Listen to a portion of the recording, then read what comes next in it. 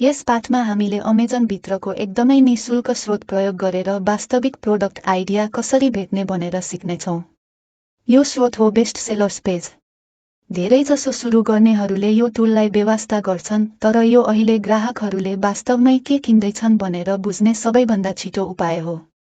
समस्या के भने यो पेजमा पुग्न मेनुहरूमा क्लिक गरेर खोज्नु निकै अल्झाउने हुन्छ, किनकि अमेजनले क्षेत्र र डिभाइस अनुसार मेनु बदल्छ र फुटर वा ह्यामबर्गर मेनुबाट लिङ्क प्राय हराउँछ।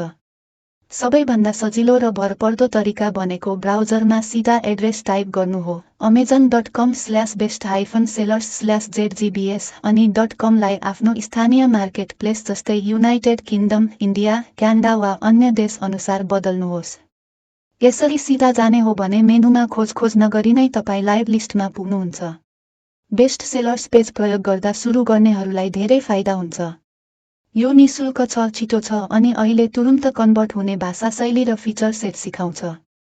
सफल लिस्टिङहरूमा के छ भनेर हेरी वा ग्राहकहरूले अझै के चाहेका छन् भनेर रिभ्यू पढेर एक्सेसोरिज बन्डल आइडिया सजिलै पत्ता लगाउन सकिन्छ।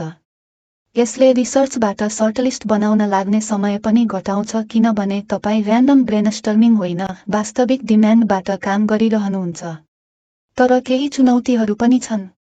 सबैभन्दा माथि देखिएका विजेता लिस्टिङहरूमा कडा कम्पिटिसन र ठूला ब्रान्डको डोमिनेन्स हुन्छ, जसले कपीक्याट प्रोडक्टलाई सङ्घर्षमा पार्छ। बेस्ट सेलर्स लिस्टले सिपिङको वास्तविकता वा एक्स्ट्रा लार्ज डग बेडका रिटर्न रिस्क देखाउँदैन। ब्रान्डेड डिजाइनहरू सुरक्षित हुन्छन्, त्यसैले तपाईले कानुनी रूपमा फरकपन ल्याउनै पर्छ वा होलसेल सम्बन्ध बनाउनै पर्छ। यस पेजलाई कम्पासको रूपमा लिनुहोस्, अटोमेटिक हरियो बत्ती बनेर होइन। बेस्ट सेलर्स पेजमा पुगेपछि तपाईले दुई तरिकाले एक्सप्लोर गर्न सक्नुहुन्छ। पहिलो, मुख्य best sellers home page browse गर्नु हो। यसले अमेजन भरिका शीर्ष प्रोडक्टहरूको व्यापक ओभरभ्यू दिन्छ, तर सबै क्याटेगोरीलाई गहिरो रूपमा देखाउँदैन। दोस्रो तरिका बढी केन्द्रित छ। तपाईलाई कुनै खास निचमा चासो छ भने पेजको बायाँपट्टि देखिने क्याटेगोरी लिस्ट प्रयोग गर्न सक्नुहुन्छ। उदाहरणका लागि, तपाईँ होम एन्ड किचनमा बेच्नुहुन्छ भने त्यो क्याटेगोरी क्लिक गर्नुहोस् अनि अमेजनले सोही क्षेत्रभित्रको सबैभन्दा धेरै बिक्ने प्रोडक्ट देखाउँछ। यसरी तपाईँ सम्पूर्ण प्लेटफर्ममा के सफल भइरहेको छ ब्राडली हेर्न सक्नुहुन्छ वा आफ्नो सेलिङ स्ट्राटेजी अनुसार विशेष क्याटेगोरी भित्र गहिराईमा जान सक्नुहुन्छ।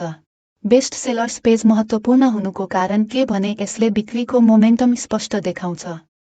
तपाईले देख्ने हरेक प्रोडक्ट आफ्नो क्याटेगोरी भित्रको र्याङ्कमा हुन्छ। र्याङ्क जन तल, बिक्री जन छिटो। सुरुमा तपाईलाई ग्राहक के चाहन्छन् भनेर गेस गर्नै पर्दैन, तपाईको आँखै अगाडि देखिन्छ। तपाईको लक्ष्य शीर्ष प्रोडक्ट नक्कल गर्नु होइन। तपाईको लक्ष्य भनेको यो पेजबाट ग्राहक कुन फिचरमा आकर्षित हुन्छन् भनेर सिक्नु अनि ती फाइदाहरूलाई सानो तर महत्त्वपूर्ण सुधारका साथ पुर्याउनु हो। पहिला माथिका पंक्तिहरू छिट्टै स्क्यान गरेर विजेताहरूको थीम बुझ्नुहोस्, त्यसपछि तल स्क्रोल गर्नुहोस् वा कम्पिटिसन अलिक हल्का हुने सब क्याटेगोरी क्लिक गर्नुहोस्। केही प्रोडक्ट पेजहरू न्यू ट्याबमा खोल्नुहोस्।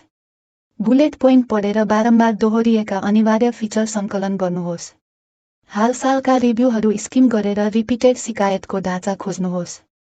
कमजोर फोटो, पातलो कपी वा थोरै रिभ्यू भएका लिस्टिङहरूमा ध्यान दिनुहोस्, जसलाई तपाईले सजिलै आउट परफर्म गर्न सक्नुहुन्छ। बेस्ट सेलर्स पेजले डिमान्डको सङ्केत दिन्छ, प्रोडक्ट पेजहरूले तपाईलाई फरकपन कहाँ ल्याउने देखाउँछ। अब दुई प्रोडक्टलाई उदाहरणको रूपमा अध्ययन गरौँ। पहिलो हो बेनेबोन बिसबोन ड्युरेबल डग च्यू टोय, एग्रेसिभ च्युट्सका लागि मिडियम साइजमा रियल बेकन फ्लेभर भएको र मेड इन युनाइटेड स्टेट्स। यहाँ तीन कुरा तुरुन्तै देखिन्छन्। सेप कुकुरले सजिलै समात्ने, फ्लेभर स्पष्ट र खास अनि ओरिजिनको दाबीले ग्राहकलाई आत्मविश्वास दिने। यसले भन्छ ड्युराबिलिटी, एर्गोनोमिक्स र फ्लेभर नै यो सब निचका मुख्य फाइदा हुन्। यदि तपाईँ च्यू टोय पर्स्यु गर्नुहुन्छ भने बेनेबोन कपी गर्ने होइन, आफ्नो एङ्गल बनाउनु पर्छ जसले पेटेन्ट र ट्रेडमार्कको सम्मान गर्छ तर स्पष्ट पेन पोइन्ट समाधान गर्छ। उदाहरणका लागि, धेरै मालिकहरूले सफा गर्न गाह्रो सर्फेस वा फ्लेभर चाँडै हराउने बारेमा उल्लेख गर्छन्। तपाईले च्युइङ ह्याबिट पूरा गर्ने तर सफा गर्न सजिलो आउटेर सर्फेस, रिमुभेबल वा रिप्लेसेबल फ्लेभर कोर वा सुगन्ध बचाउन च्यू टोय स्टोर गर्ने प्याकेजिङ जस्ता एङ्गल एक्सप्लोर गर्न सक्नुहुन्छ। सुरु गर्नेहरूले यहाँ फाइदा लिन सक्छन्। बेनेबोन जस्तो डोमिनेन्ट ब्रान्ड भए पनि नयाँ सेलरले अझ बढी भेरिएसन ल्याएर समान प्रोडक्टलाई र्याङ्क गर्न सक्छ। कलर, साइज, डिजाइन र फ्लेभर विकल्पहरूले अमेजनमा अतिरिक्त सेल्फ स्पेस सिर्जना गर्छन् र ग्राहकलाई मुख्य ब्रान्डभन्दा बढी छोइस दिन्छन्। उदाहरणका लागि, तपाईले साना ब्रिड वा पप्पीका लागि puppy chew toy small breed दिन सक्नुहुन्छ, ठूला ब्रिडका लागि एक्स्ट्रा लार्ज मोडल वा बाहिर सजिलै भेटिने चम्किला कलर। तपाईले बेकन बाहेक चिकेन, पिनट बटर वा बिफ फ्लेभर पनि दिन सक्नुहुन्छ, जसले दोहोरिने खरिदलाई प्रोत्साहन गर्छ। भेराइटी बढी हुँदा लिस्टिङमा लङ टेल किवर्ड जस्तै puppy chew toy small breed, blue durable dog toy वा पिनट बटर डग टोय सजिलै र्याङ्क हुन्छ।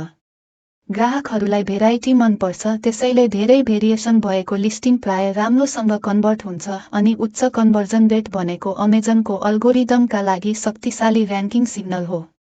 छोटकरीमा भन्नुपर्दा, तपाईले बेनेबोनलाई रातारात आउटर्याङ्क गर्न सक्नुहुन्न, तर अनमेट निड पूरा गरेर आफ्नो अलग ठाउँ बनाउन सक्नुहुन्छ।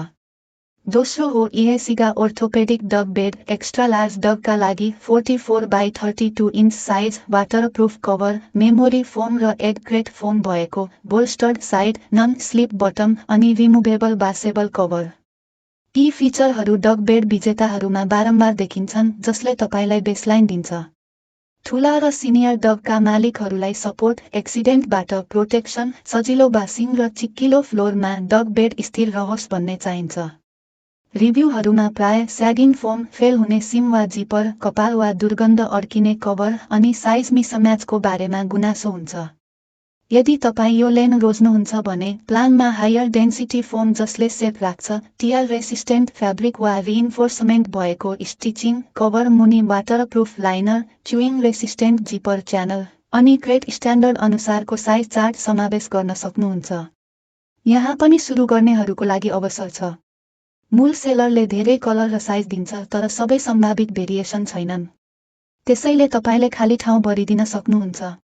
उदाहरणका लागि, यदि EHEYCIGAले डबल एक्सएल बेज दिएको छैन भने तपाईँ त्यो ल्याउन सक्नुहुन्छ। मिडियम बेड नेभी ब्लू छैन भने तपाईँ त्यो ओन गर्न सक्नुहुन्छ। केही क्रेट डायमेन्सन छुटे भने तपाईको डग बेडलाई क्रेट डायमेन्सन अनुसार डिजाइन गरिएको भनेर मार्केट गर्न सक्नुहुन्छ। यसरी orthopaedic dog bed double XL beige, medium washable dog bed navy blue वा crate size orthopaedic dog mat जस्ता किवर्ड तपाईले पकड्न सक्नुहुन्छ।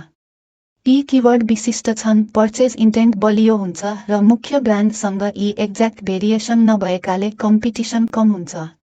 यसले तपाईलाई क्राउडेड क्याटेगोरीमा रियलिस्टिक र्याङ्किङ र भिजिबिलिटी दिनेछ। अब यसलाई अभ्यासमा कसरी प्रयोग गर्ने भनेर बुझौँ।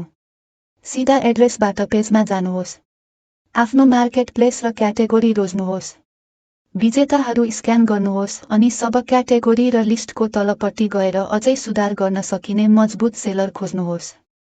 केही प्रोडक्ट पेज खोल्नुहोस्, अनिवार्य फिचर सङ्कलन गर्नुहोस् अनि 2 वा 3 अपग्रेड आइडिया लेख्नुहोस् जसको आधार वास्तविक गुनासोमा हुन्छ।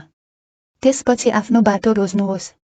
प्राइभेट लेबल इमानदार सुधार सहित गर्नुहोस्, एक्सेसोरिज बन्डल गर्नुहोस् वा होलसेलमा भ्याल्यु एड प्लान सहित अघि बढ्नुहोस्। साइज, बेड, म्याटेरियल्स अनि फोटो र बुलेटमा प्रमाणित गर्नुपर्ने बाचा जाँच्नुहोस्। च्यू टोय उदाहरणमा सिकाइ भनेको फ्लेभर, ग्रिप र टफनेस हो, सुधार भनेको सफा गर्न सजिलो, लामो समय टिक्ने अरोमा र विभिन्न साइज, कलर, फ्लेभर दिनु हो। डग बेड उदाहरणमा सिकाइ भनेको सपोर्ट, प्रोटेक्सन, बासबिलिटी र ड्युराबिलिटी हो, सुधार भनेको खास कलर, साइज र क्रेट डायमेन्सन टार्गेट गर्नु हो जुन मुख्य ब्रान्डले व्यवस्था गरेको छ।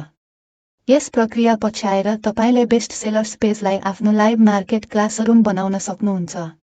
यसले तपाईलाई वास्तविक डिमान्ड सिग्नल दिन्छ, ग्राहकलाई सबैभन्दा महत्त्वपूर्ण फिचर सिकाउँछ अनि सुधार ल्याउने ठाउँ कहाँ छ भन्ने स्पष्ट देखाउँछ। सिधा लिङ्क प्रयोग गर्नुहोस्, विजेता अध्ययन गर्नुहोस्, सब क्याटेगोरी भित्र खन्नुहोस् अनि ग्राहकको वास्तविक समस्याको समाधान गर्ने एङ्गल डिजाइन गर्नुहोस्। यसरी एउटा निःशुल्क अमेजन पेजबाट सुरु गर्नेले प्रोडक्ट अपर्च्युनिटीको फोकस्ड सर्टलिस्ट बनाउन सक्छ। अर्को पाठमा हामी यही आधारमा अझ गहिरो प्रोडक्ट रिसर्च गर्नेछौँ।